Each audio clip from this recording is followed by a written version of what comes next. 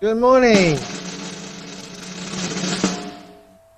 Here's Denny, Casey, and Tim. Good morning, good afternoon, good evening. Thank you for joining us. A bit of a warning. In the past, um, Tim and I, back up a bit.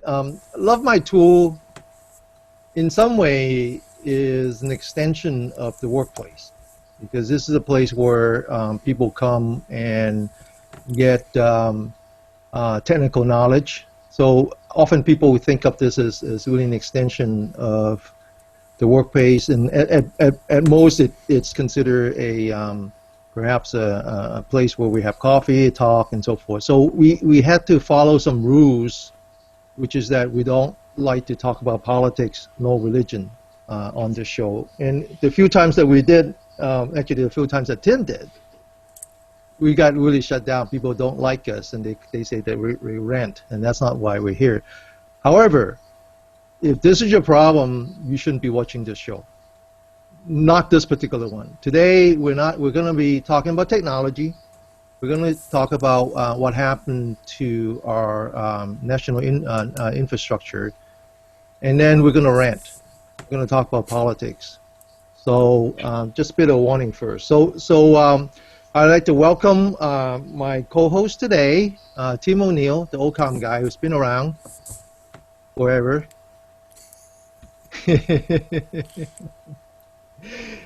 Tim started business when it was okay to carry.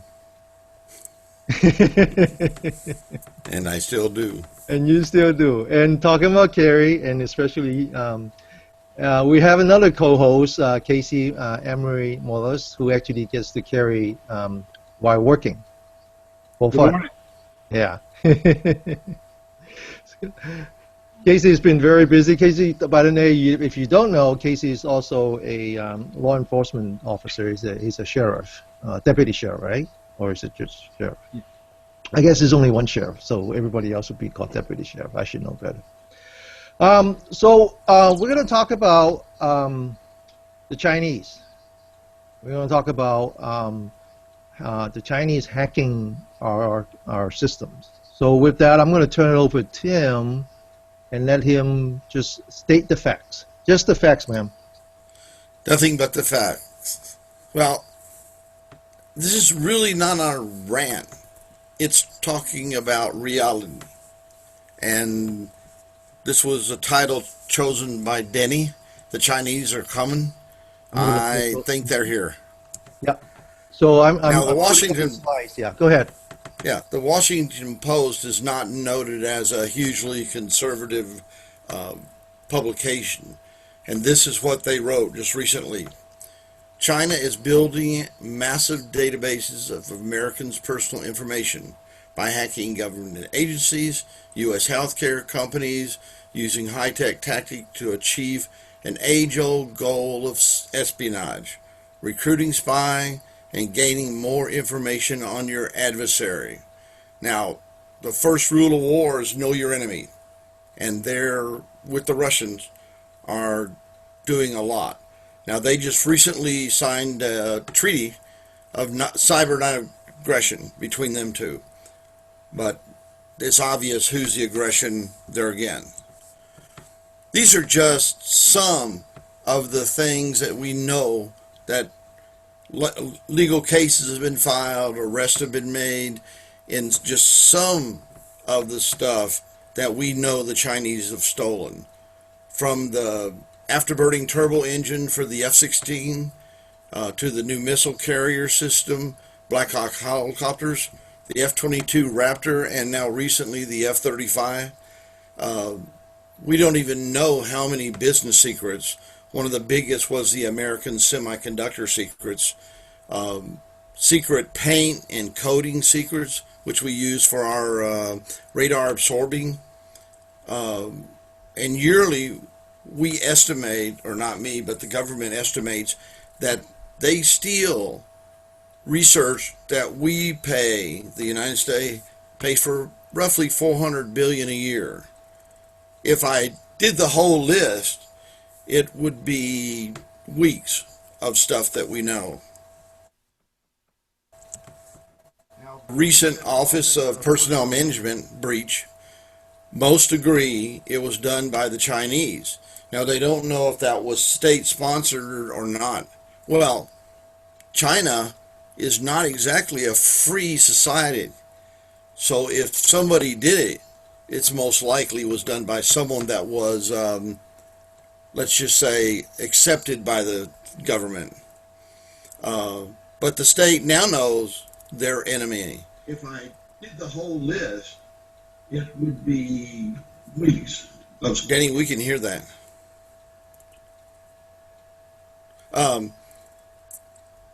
Like I said earlier, the first rule of war is know your enemy.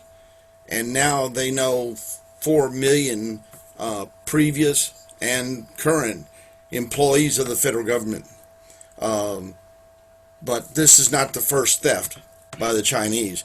Tim, just listing here some yeah, organizations. Tim, perhaps we should explain what is the Office of Personnel Management. Is this like the government's HR department? That's absolutely right. There's one major body that contains and maintains all of the information for the federal government.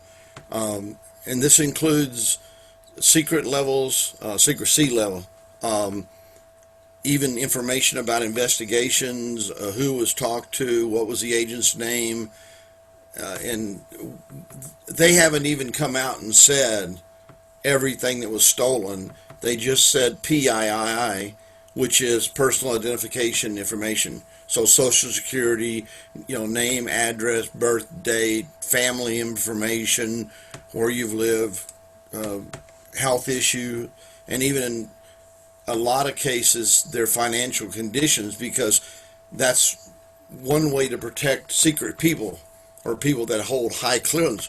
You don't want to know, you don't want the enemy to know that they have debt and things like that. So it's scary. But theft, from the Chinese has been going on for a very long time. And we don't even know what was stolen. Everything was stolen. The U.S. government personnel breach is truly know thy enemy in every way. 4 million employees, and that's current and retired, with DOB, date of birth, Social Security, home address, family issues, investigation, security status. And by the way, that's not the first breach of the U.S. Government personnel. Last year, they had another breach. So it doesn't seem to be getting any better. Know thy enemy in every way. 4 million employees, and that's current and a few breaches in 2015. Now we're only into the half of the year. We've had the federal personnel database. The army site was attacked by the Syrian army, Anthem Insurance, which is going to, over years, cost us billions. The World Bank attacks, they expect 1 billion or more that was stolen. And this is all, and we believe that this is all done by the Chinese. Not all of this, but we're not sure, because these other agencies, these people that are being breached, they don't have the sophistication to go and find who attacked them. But this fits the model that they're trying to get all the information that they can. And remember, in the United States, if I go out and try to breach the Chinese government, I'm breaking the U.S. laws as well as international laws. So we go ahead, Casey. I want to play devil's advocate here. Because you've got every country around the world doing the same thing to each other. I understand that we don't like it, but if we don't like it, why don't we start at home and quit doing it ourselves? The problem with that argument, Casey, is that you and I don't pay tax to the other governments. The other governments have no obligation to protect us, right? So just because we're doing it doesn't mean that they have the right to do it. It sounds silly, but that's true, We have our own government to protect us, and they're not protecting us. Right. Yeah. Well, also, I don't believe the United States government is going out and attacking world banks and bringing money into our country. They're not going out and hacking and bringing down military sites and stealing deep information for fraud and for monetary purposes. I know we do a lot of intelligence, but there's a big difference between just knowing people and who they are than stealing their complete information database. But on the other hand, we might be actually doing much worse, but that's not even the point. I mean, our government might be doing a lot worse than what the Chinese governments are doing, but that's not the point here. The point is that they're attacking us, and we as American citizens ought to hold our own government accountable. We can't hold the Chinese government accountable. That's not why we're here. And we don't need to play the devil's advocate. That's not why we pay tax. You're correct. But my concern is, where is the outrage? This is an international crime of aggression. They have complete safe haven, and they can build huge buildings, fill them full of people, and say, steal data worldwide. And a lot of the stuff they're doing, we developed the research and paid for it. They just steal it. And we're not talking about just the music and the movie industry. Okay?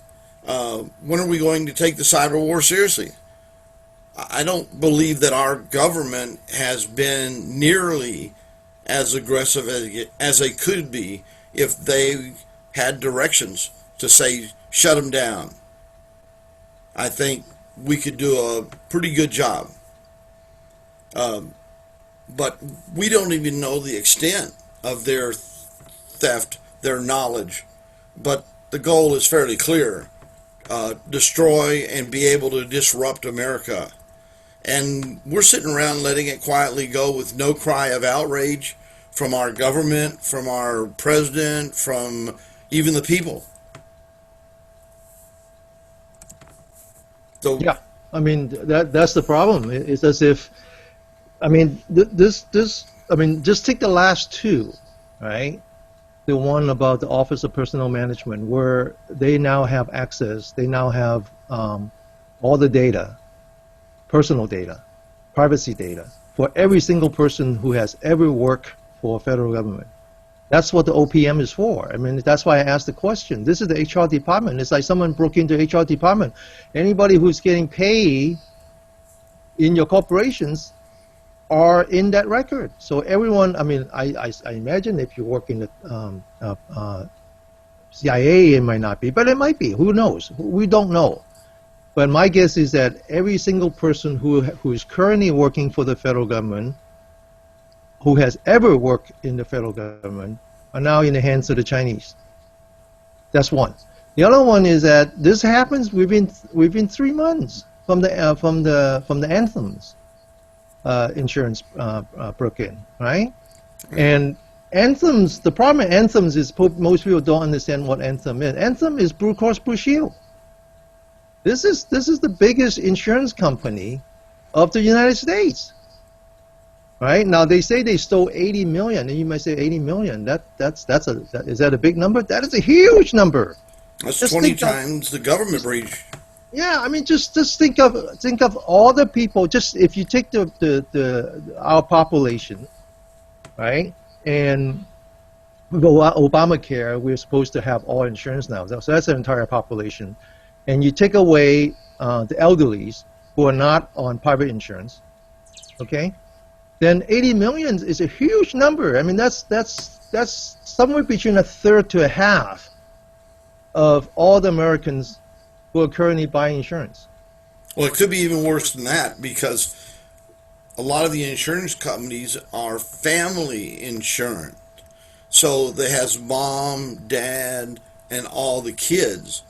And if you think about a baby that's even a year old he has a personal identifying information already, and by the time they're 14, they should have their social security number. So anytime in that, and we're seeing a lot of that now, where kids are applying for college loans and they're being rejected because someone's already used their name and their social security number and their birth date.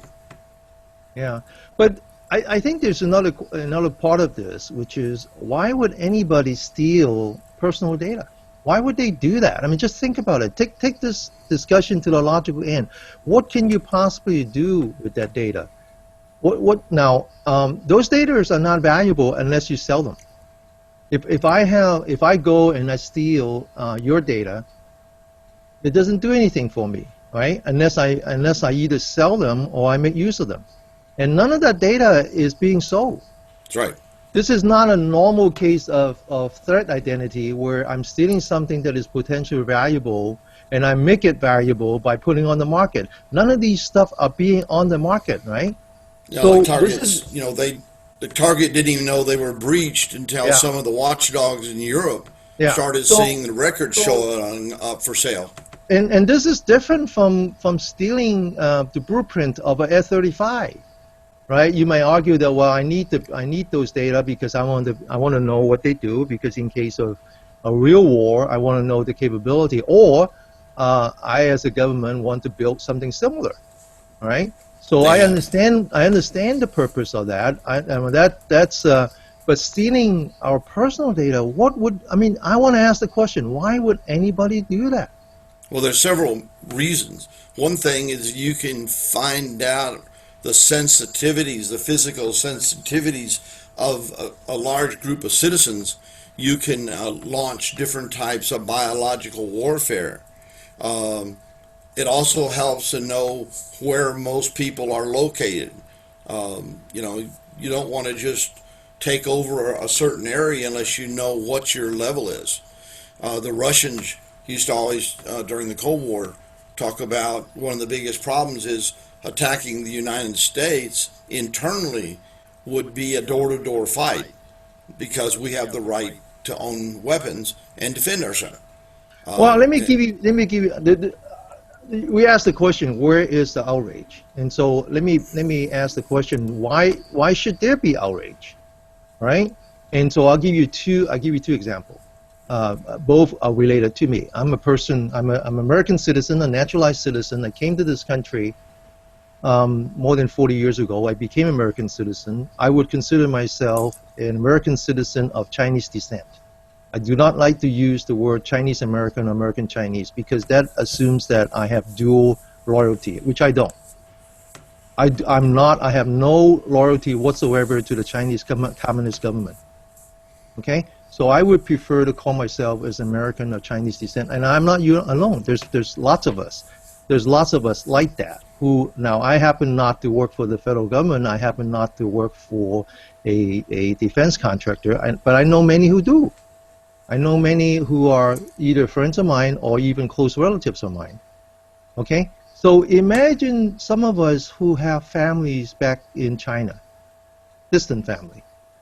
And for some reason, the Chinese government now knows so much about me that they decided that I could be used, right? I could be approached as a potential spy. Well, that's one case where it sucks to have that much personal data out there. How about the other case? How about the other case where I'm not that at all. I'm independently wealthy. I'm not working. I travel. I go to China, and I decided that they're injustice, and I want to stand up to it as an American with Chinese descent.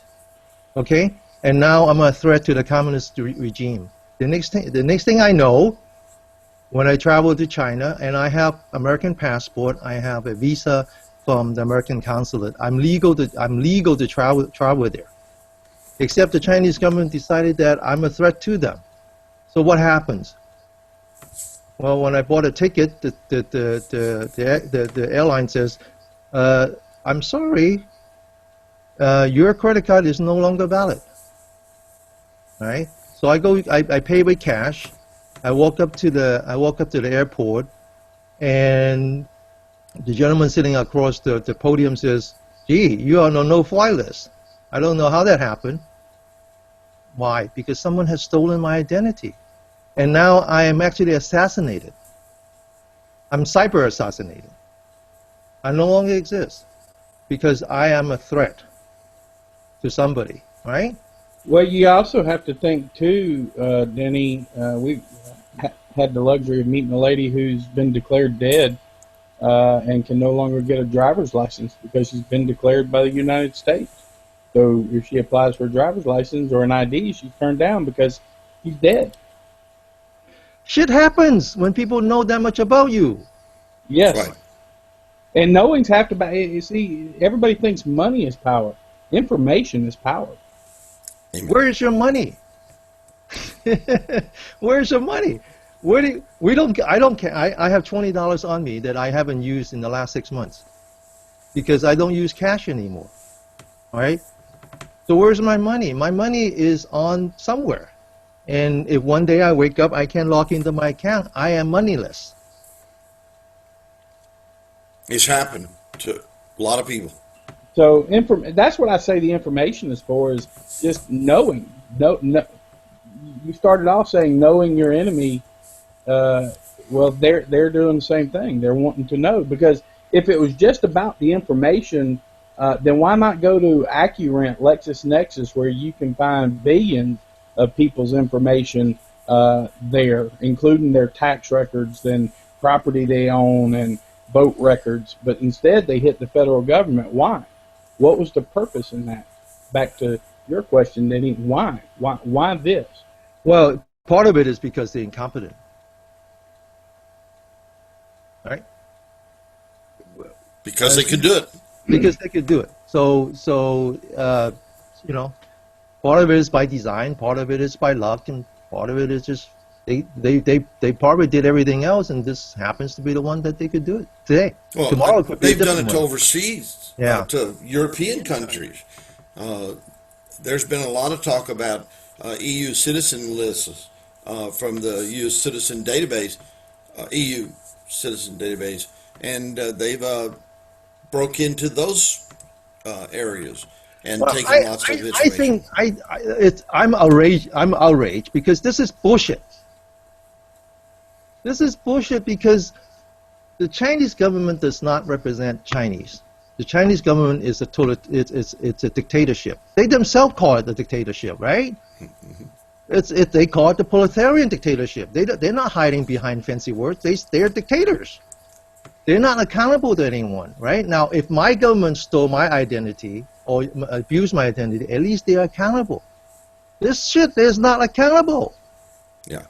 Now, Tim, I'm sitting here looking at this. I'm assuming this is your slide, and I back on this topic of when are we going to stop doing business with China, and I'm sitting here looking at this for the past few minutes, and if we quit doing business with China, you would have to shut Walmart down, because go in there and try and find something that's not stamped made in China. Well, no, but that's a false choice. No one. I'm not suggesting that we stop doing business with China. That's a false choice. All right. I'm just saying what happened to our balls? Yeah, I mean, What the hell happened? I'm not saying we go and stop buying everything from China, but at a certain level where we're allowing them access to our research, our secrets, that's the level. I mean, not too long ago, I think it was last year or 2 years ago, the U.S. government, bought a lot of equipment, network equipment from China. And it turned out that a lot of it had malware and breachware in it. 700,000 routers just recently were shipped to Europe, and every one of them had an install base of malware and backdoors. So that's the kind of stuff I'm saying, let's quit.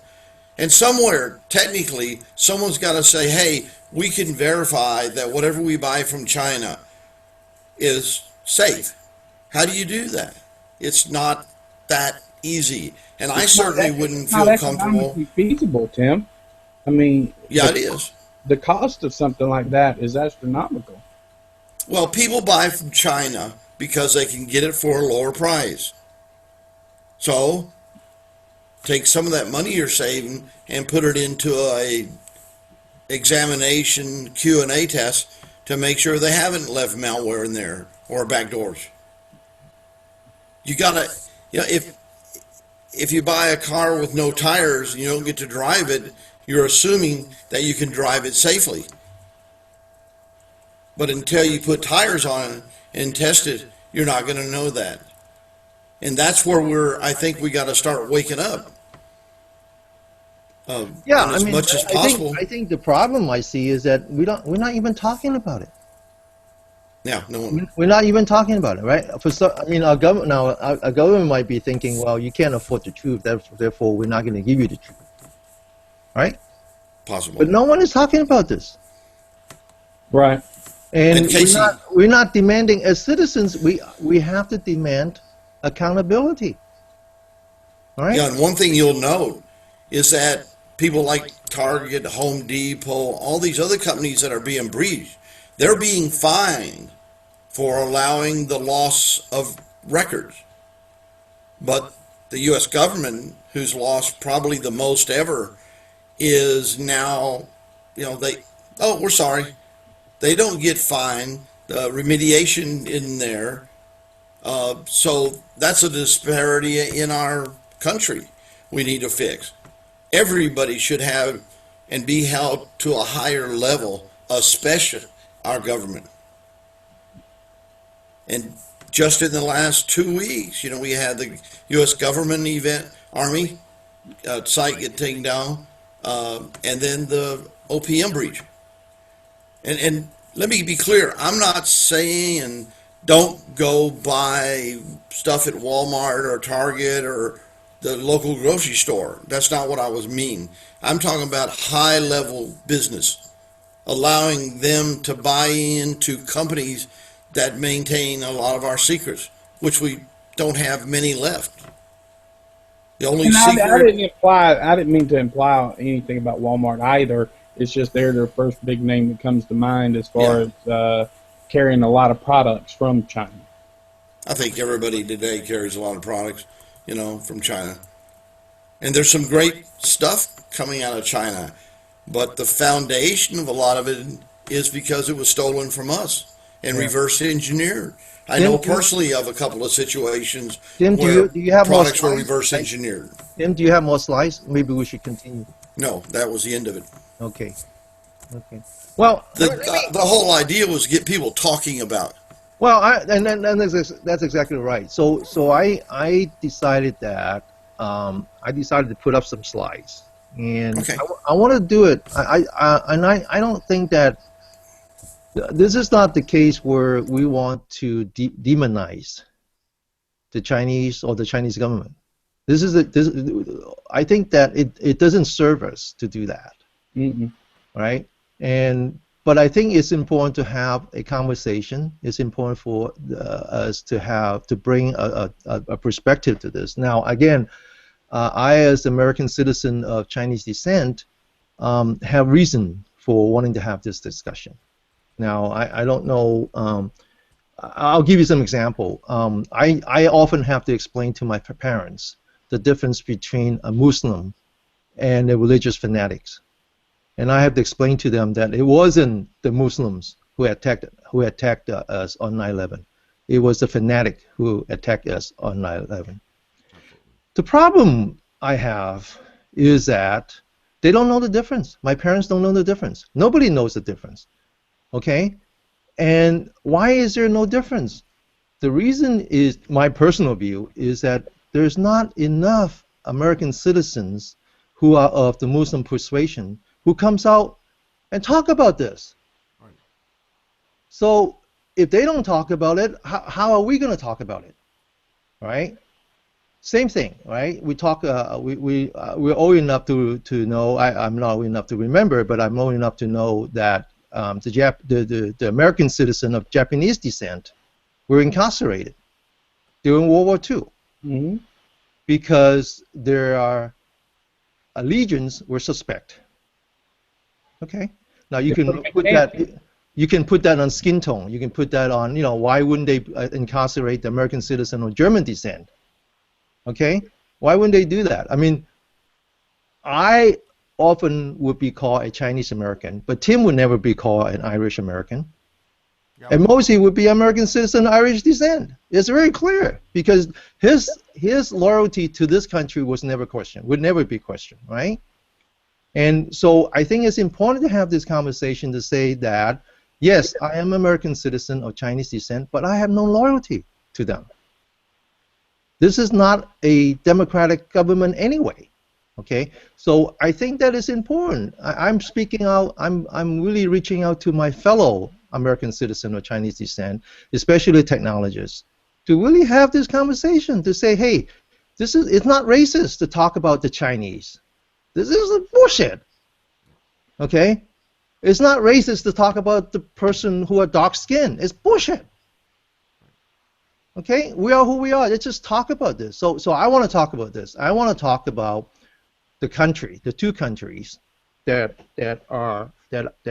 I'm related to. One is my adopted country, which is the United States of America, and the other one is the Chinese government, okay, which is called the PRC, the People's Republic of China. And I am very frustrated that these two countries are on a collision course, and in the end, I would be the first casualty. Just like the Japanese Americans did. Okay, and I can't let this happen. We've matured more than that, Denny. I really do. Well, I can't let this happen. So I want to be the first to talk about this. So can I point out one thing that's important, I think. Yes. Here? We talk about the 4 million that were stolen recently by the OPM, but when you look at today, your audio is kind of low for some reason. Yeah, your mic's off. Uh-oh, hang on. I'm so excited that I forgot to put on my headset. Can you hear me now? No, you still have low volume. How about this? There Perfect.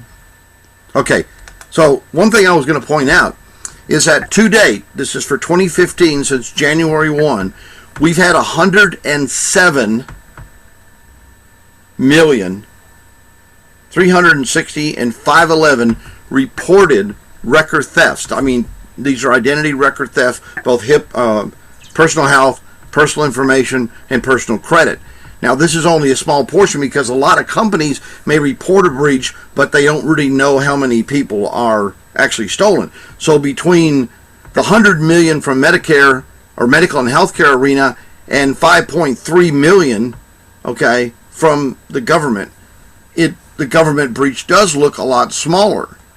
But the problem, like I say, is probably 70% of the breach reports that we get have no determinate number of records and no specification of what records were stolen.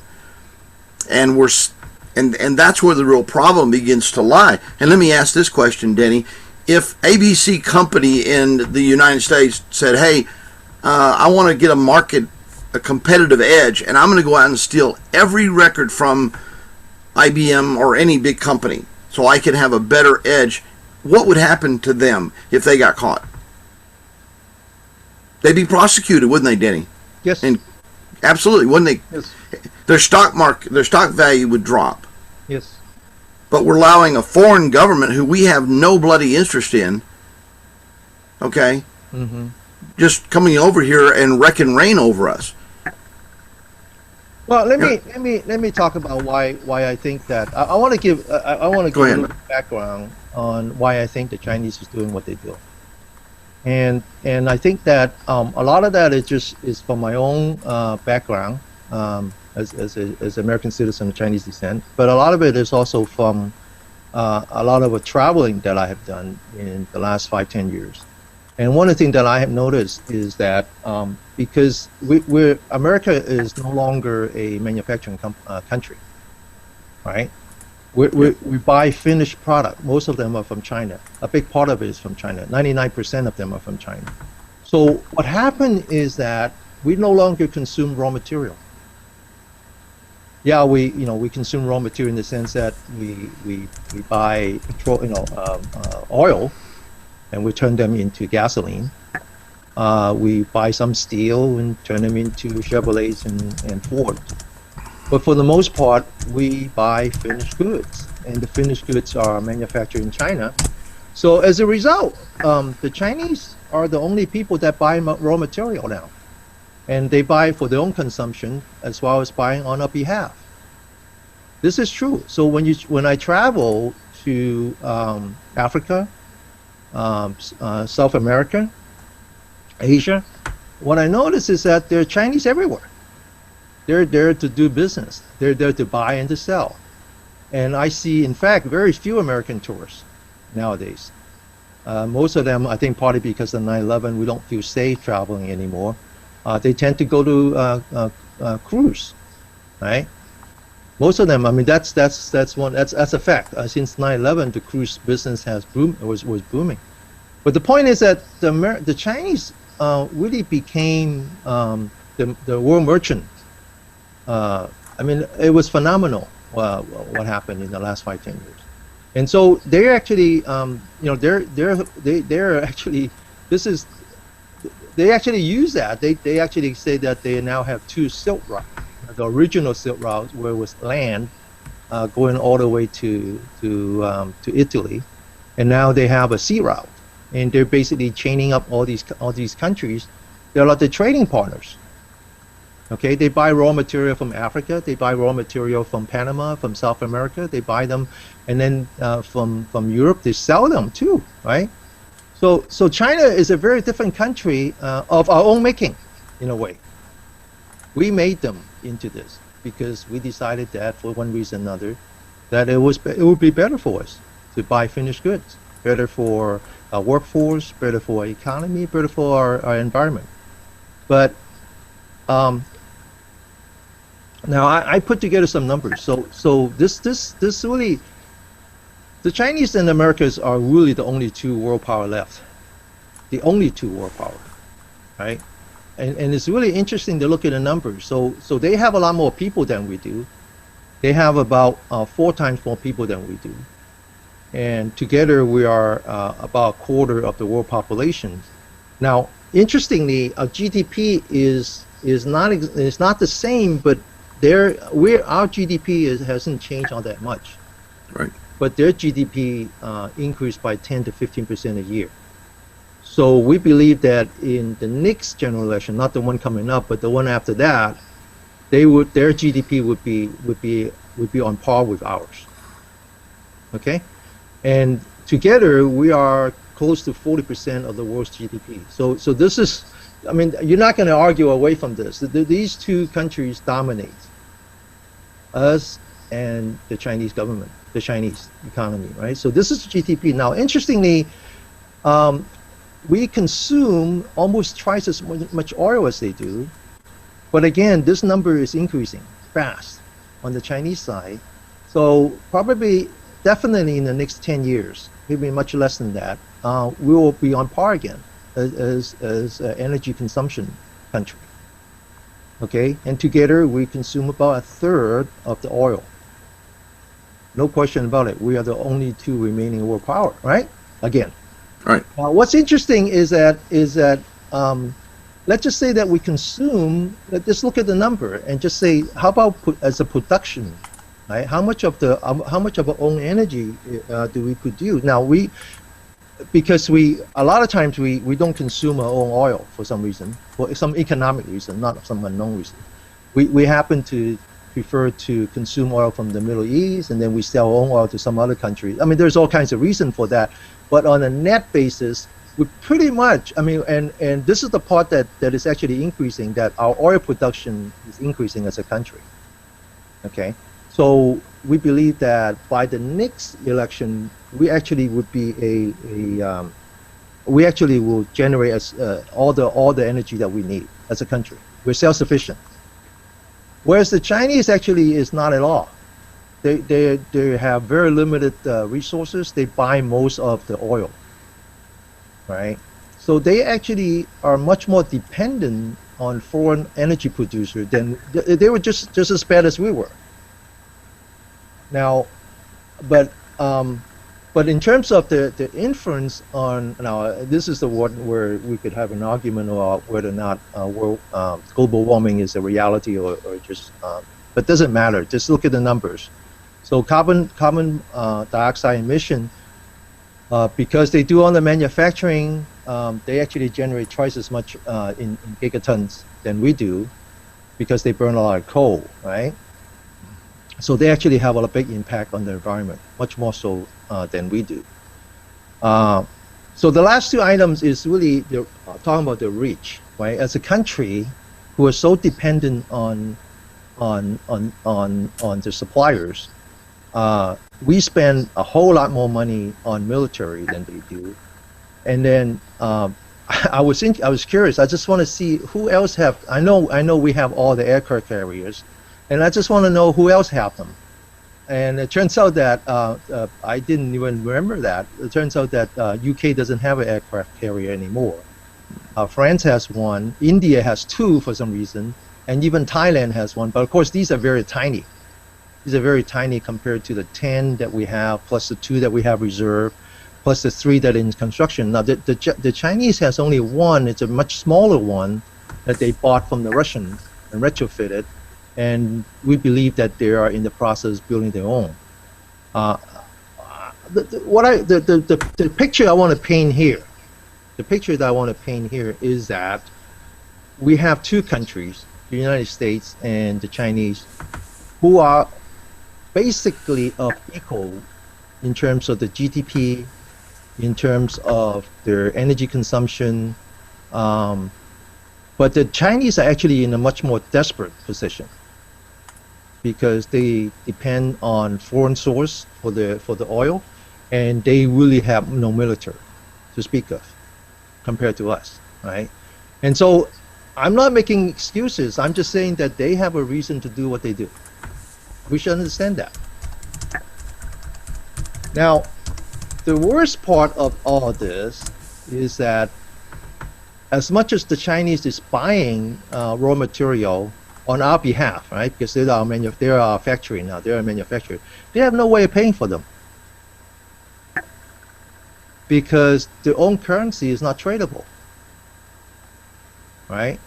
So they're forced to do two things now. This is the part that really get them upset, which is that the only way that they can pay the bills is with dollars, and the only way that they can have access to the dollar is to buy a debt.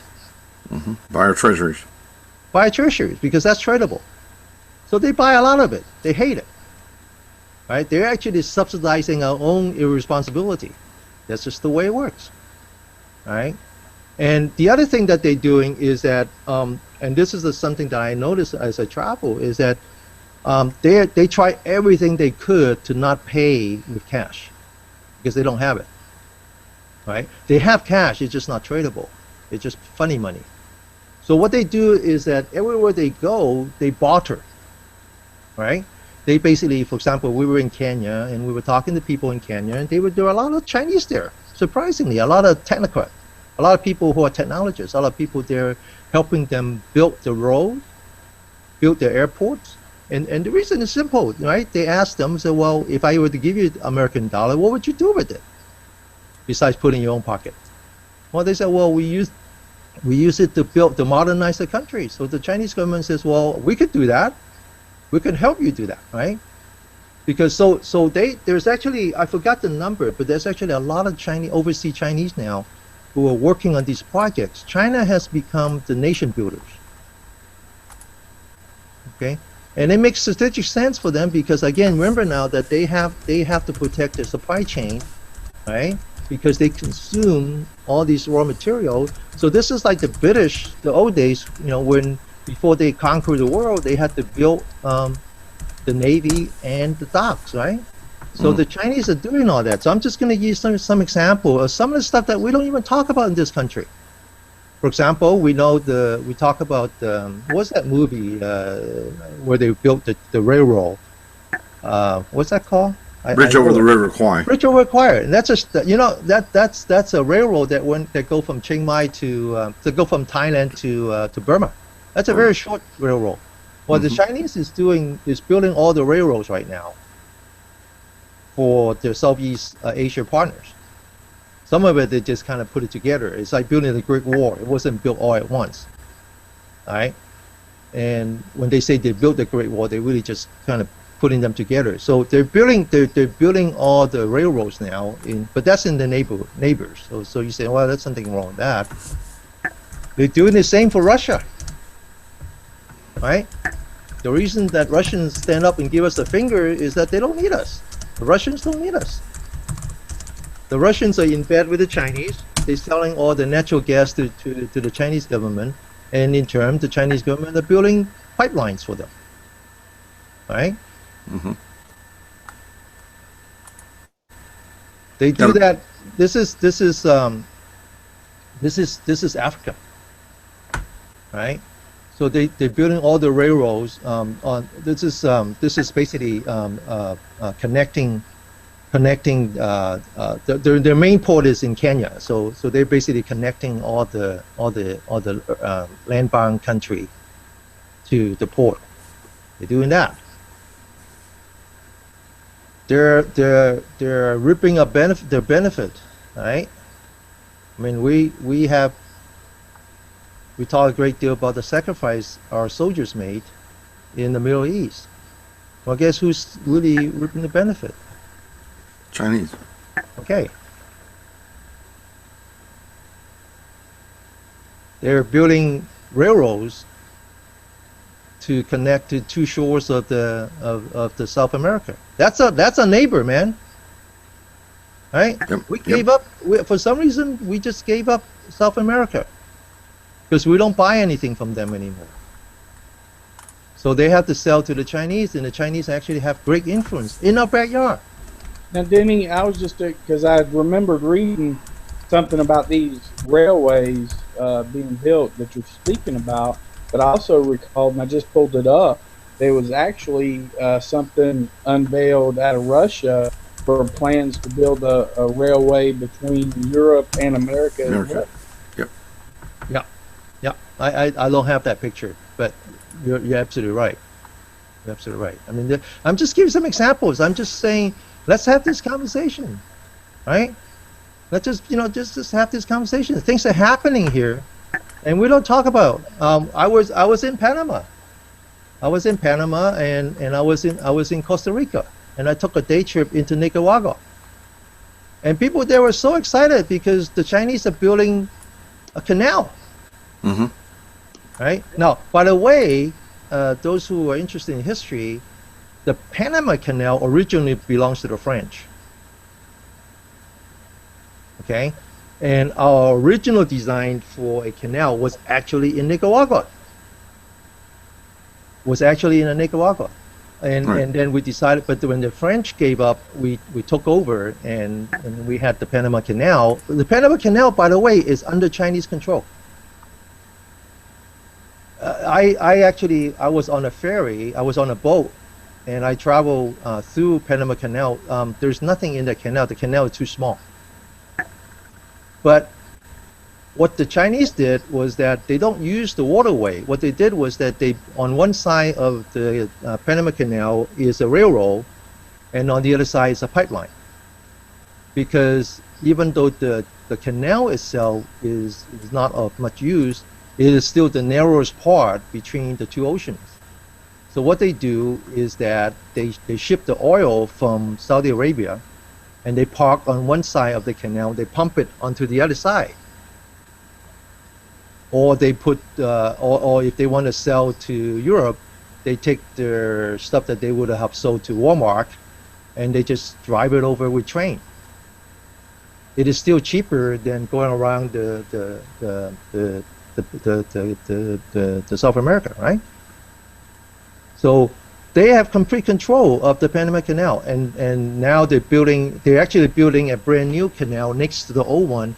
In addition, they have successfully bribed the Nicaragua government. They are breaking ground on building the Nicaraguan canal. I talk about how they don't have aircraft carriers. They can't project the naval power like we do. So what do they do? They got plenty of submarines, though. They got plenty of nuclear submarines, though. That's another one. And tons of rockets. What did they do? So they went over. They you know, this is what do you call that ocean that doesn't belong to anyone? In the middle of what is that? Open sea, right? Yeah. Yeah. Okay. International waters. International waters. And they decided that they would build an artificial island, a bunch of artificial islands.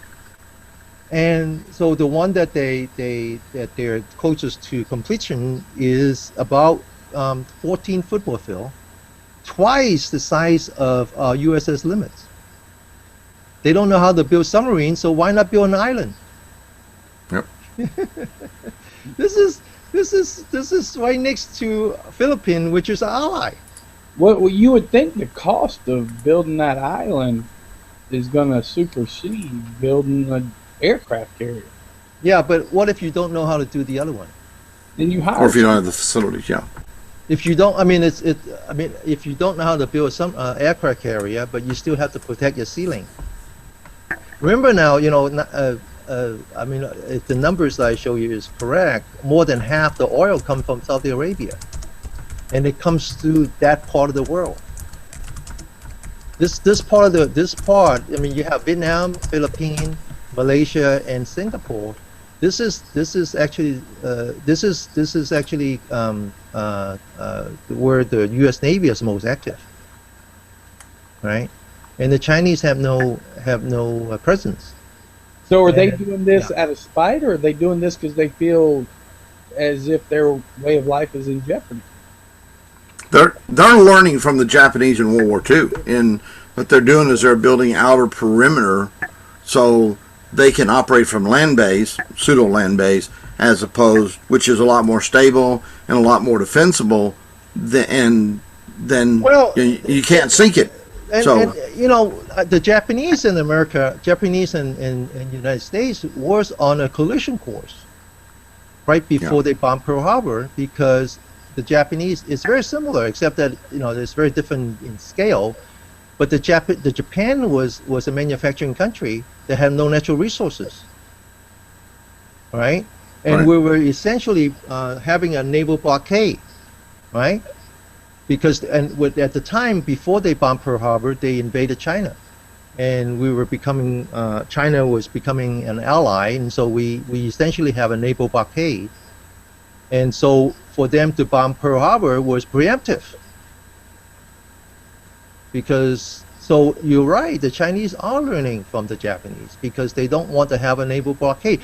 You know, nowadays you don't even need aircraft carrier to do a naval blockade, because think about it, we have the only GPS system in the world, and all of the oil tankers rely on GPS. If we just shut it off, that's a naval blockade right there. Yeah.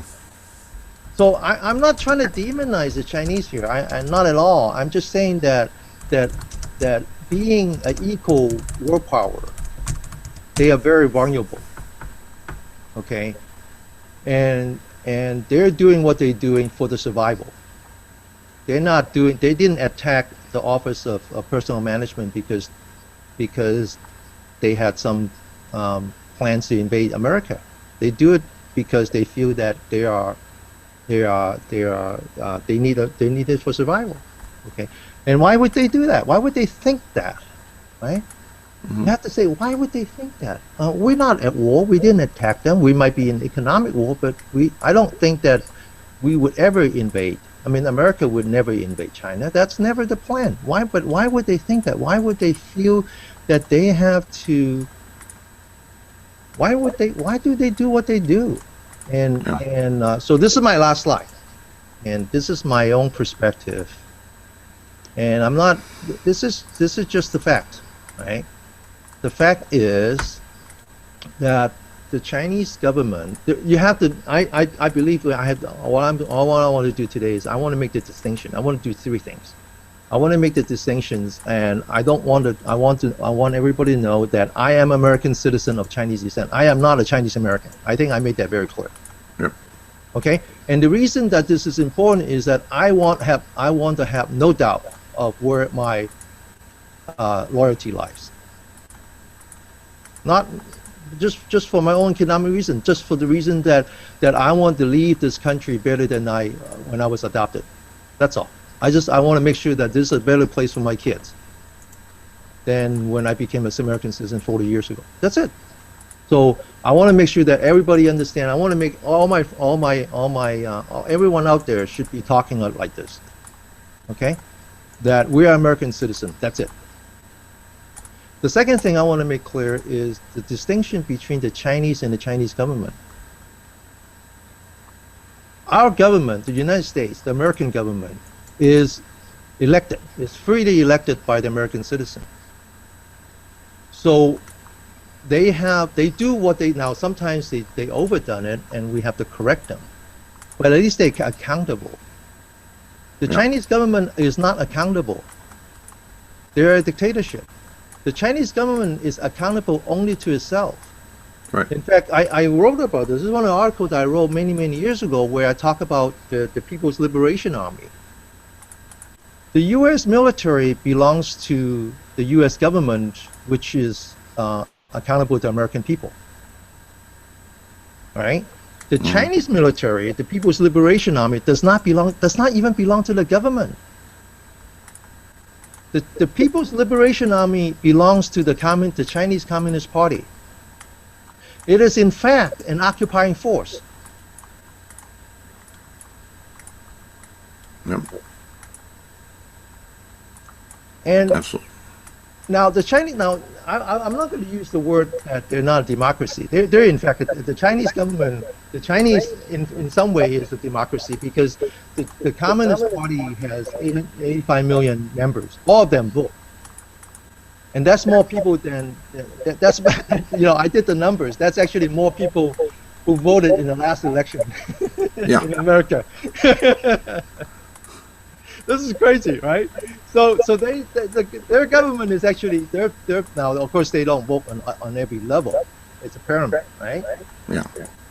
But the point is that everything, the Chinese government is the party, is the Communist Party. Okay, and the People's Liberation Army has its own finance. They don't have there is no defense budget because they don't belong to the government, so therefore they don't get money from the government. And it's self-sufficient. They have no civilian oversight. This is, in fact, the biggest mafia that human ever, the modern civilization has ever known. Yeah. Good point. They own their own factories. They build their own guns. They have their own farms. They feed themselves. They actually own all the bandwidth, the airway. So in fact, they own all of the mobile phone operators, as well as the manufacturers. And the hackers, yeah. Okay, because they own it. Because it's a military bandwidth, because there was no civilian, right? Because all the bandwidth was used by military, so they decided to give that away for civilian use. So of course the carriers were military related, and the manufacturer military related. Now you can argue, no, that's not true. Some of them are private company, but that might be the case now. That wasn't in history, right? Right. We in this country we talk a great deal about Huawei. Huawei was started by the military. ZTE was started by military. Okay? Mm-hmm. And when we talk about them hacking us, they own the hackers. This is an elite force. The giant cannon.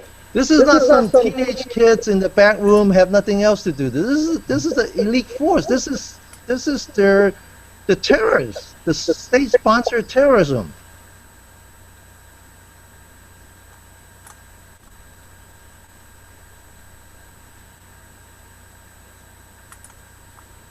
What do you think?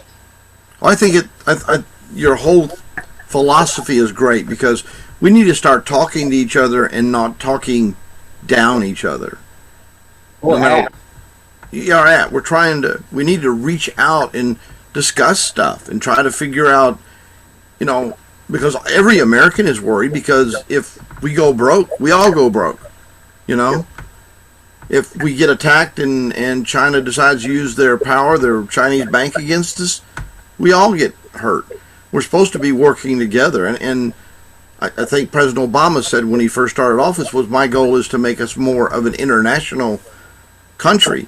And we're certainly doing that. We have, I think just in a couple of years, we've had over 1 million Chinese immigrate to the U.S., not to mention the millions of Chinese, as you well pointed out, Denny, are working outside of China.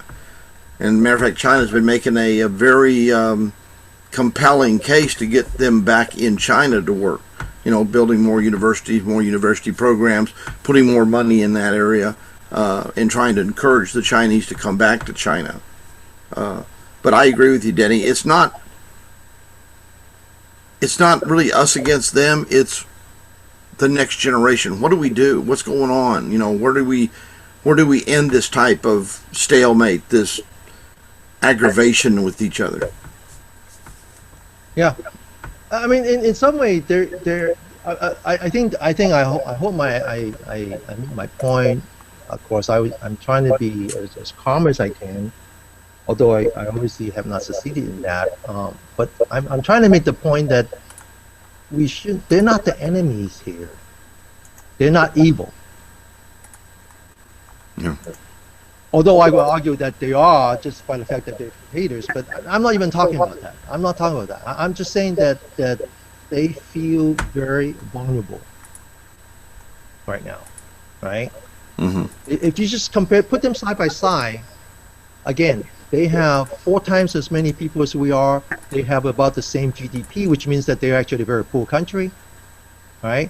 We consume the same amount of energies, because even though we don't manufacture, they manufacture. We have a lot more reasons, a lot more ways to spend the energy. We are essentially self-sufficient. Okay, we're self-sufficient in the energy. We're self-sufficient in the food. The Chinese are not self-sufficient at all. They rely on third party for the oil, and they don't even grow their own food anymore. This is the thing that no one talks about, is that they rely on the Canadians, they rely on us. We sell the corn to them, we sell everything to them, right? The Australians sell their food. The Chinese are not self-sufficient right now. And they have no control of their own destiny. They have no naval power, okay? And what they're doing, this is what I think, that what they're doing is by hacking us and stealing personal data from us, they're essentially building the doom machine. They're essentially doing what we and the Russians did by having essentially what we call the mutual assurance, which is that we want to make sure that we're in a stalemate, stalemate. What do you call that word? What's that word, Tim? Stalemate. Stalemate, where you don't attack us and therefore we don't attack you. And they're not going to do that with nuclear weapons, but they're going to do it by having the ability to individually assassinate us if they choose to, or disrupt our society, disrupt the economy. It doesn't take much. It doesn't take much. I mean, if I wake up and I can't log into my bank account, I get very frustrated. That's panic. But if it turns out that all my neighbors couldn't log into the bank account, now you have a panic.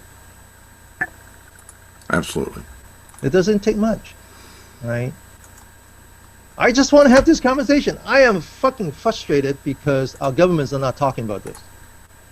And I pay them tax. And I hire people like Casey. All right? It's my tax dollars that put them at work. Why aren't they just protecting me? And why aren't we talking about this? I'll tell you, first off, protection starts with oneself. Don't put your protection in somebody else's hands. You got to put it in your own hands. Yeah. That's the reason I've got a few things I'm working on, which I've been discussing with Tim, like the own cloud and taking control of my own data instead of letting third parties manage it. No, I think that's true. I think that it starts here. The bug starts here. Let's just figure out how we protect ourselves. Let's figure it out. There's so many facets to this, right? How do we protect our identity? How do we, what happens if there is a panic when I can't get to my cash, right? How do I buy water? How do I do that? How do I protect my perimeter? I mean, there's all kinds of things we need to do. How do we have this conversation so that it's not partisan, right? We don't want this to say, well, it's because it's Democrats, it's because they're Republicans. The Chinese are attacking us. They didn't choose to attack us because we're Democrats. That's right. They choose to attack us because we're incompetent. We're easy in some cases. Yeah, so we need to have that conversation. We need to hold our own government accountable. We can't hold the Chinese government accountable. That's right. Because their own people can't even hold them accountable. So why should we? Why could we? How could we? Well, we can own our own government accountable. Okay? We need to talk about this. We're technologists. This is our shit. We know about network.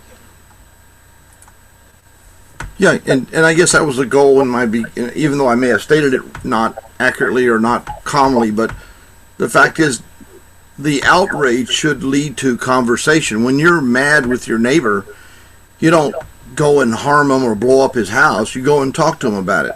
Yeah. You don't have a and say, hey guys, this is not going to work. Yeah. But I understand why you're doing what you're doing, right? You can't have a knee-jerk reaction because that just creates more Panic. problems. Yeah, that makes anger and panic. Yeah. And this is not knee-jerk. That point I was trying to make is that this has been going on. This is not something that just happened last week. Right. Oh, no. This has been going on since the 60s and 70s. It's just getting more visible because we're much, with the internet, we're much more, news-oriented. Yeah, we're much more visible. Yeah. And but we, like Denny pointed out, we got to have a discussion, because if you don't discuss it, panic, fear, anger, all sets in, and we can't do that. Well, this show we have, unfortunately, the next time we talk about this, the next time we have this conversation will be right after another attack. I am sure of it. This is just the beginning. Yeah, I mean, we've seen SourceForge Nmap was hijacked. Now, by the way, there's a big discussion going on about the who messed up and allowed the OPM breach. And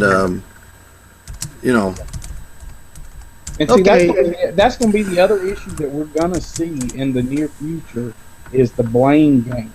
Yep. Instead of people sitting down already started the discussion and saying, okay, what happened? What can we do to make it better and to stop it in the future? We start pointing fingers because everybody's now worried about lawsuits and paying out millions of dollars versus fixing the issue. Yeah. And we can't let that happen neither. We don't, or at least we don't want that happen, right? That's not why we're here. So anyway, guys, you realize that this is hour and 15 minutes. Yeah, it's worth it. It's an investment in our society, and we're not here, as you pointed out, we're not here to preach or to blame anybody or point to anything. We're here to start a conversation, and if people would, I remember when the guy from Duck Dynasty made some comment about, I forget what it was, gays or same-sex marriages or whatever it was. And I told some guy, I said, well, he has the right to say whatever he wants to say. That's why we live in America. And that's the definition of a good American who can stand there and listen to something being said or being professed that he or she would spend a lifetime fighting. Yeah. So we got to start, instead of yelling at each other and saying you're bad, like police officers. We blame all people now. All cops are bad. That's bullshit. Especially white ones. Yeah, right. Especially Casey. No, but well, I do have a rant off topic. No, you deserve it. So go ahead. About You've been the citizens in California Denny, I wish you'd get them under control so they wouldn't be swatting drones, toy drones, out of the sky with their T-shirts. I don't know if you've seen that this morning on the news, but guys out there in the middle of the street flying his drone a couple of feet off the ground, and a neighbor comes over and just swats it and breaks it, a $1,400 toy, because he don't like it. He disagrees with it. So, Well, you know, he'll pay for that. Trust me. quit worrying about the wrong things and let's get on solving the bigger problem. Yeah, I mean, I just did a security presentation for a school, and afterwards some of the parents came up and said, "Thank you very much, but I'm too busy doing what I'm doing in my life, whatever that was, playing golf, tennis, whatever. If someone breaks in my Wi-Fi or steals my credit card, I'll just get a new one." And that is the wrong attitude. We got to start working together to solve this problem, because together we can solve it. And sometimes solving problems takes a little work and takes a lot of imagination, but a lot of commitment. And we can do it. I mean, let's face it. I think that Western Europe and the United States, Canada, I mean, we're some of the greatest societies. And by the way, my favorite thing was a guy said, "You Americans," one time to me. And I said, "Well, tell me your definition of American, because unless you say Native American, everybody else over here came from every other place in the world. And we are all part of the world, and we just got to start working together." Yeah. Well, I think we should. Yep. We should just close the show. I think in summary, I just want. There might be 2 people out there who will eventually watch the show, I'm sure. 3. Three. But I want you to know that I think you should know by now that all 3 of us, and many more who couldn't be here, who would like to be here, we just have a big heart. That's in spite of our demeanor, in spite of our differences, we just have a big heart. We really believe in this country. We believe in doing what we do. We believe in other people, other countries. We're not here to demonize, but it's just something that we believe that needs to be discussed, and needs to be discussed openly, right? And we're not going to start by apologizing for being yellow, white, or black. That's not why we're here. We're not going to apologize for being American citizens. But this country has been attacked. It's not being attacked. Has been attacked more than once. And this is serious. I mean, we need to hold our government accountable because we pay for them. Well, this is, by the way, one of the greatest failures of the new Einstein Department of Homeland Security ability to protect us. It failed. Yeah. And we are paying for it. We are paying for it again and again. So with that, we're going to close the show. And next week, we're going to come back to our LMTV Shockfest. We actually have 2 of our sponsors, Datacom and Garland Technology, going to be talking about tap technology, I believe, and why they're important to the Wireshark community. So we look forward to that. With that, thank you very much. It's the longest show we ever done. We can do another hour if you want, but we probably don't. All right. Thanks again, Casey. Thanks, Tim. Bye-bye.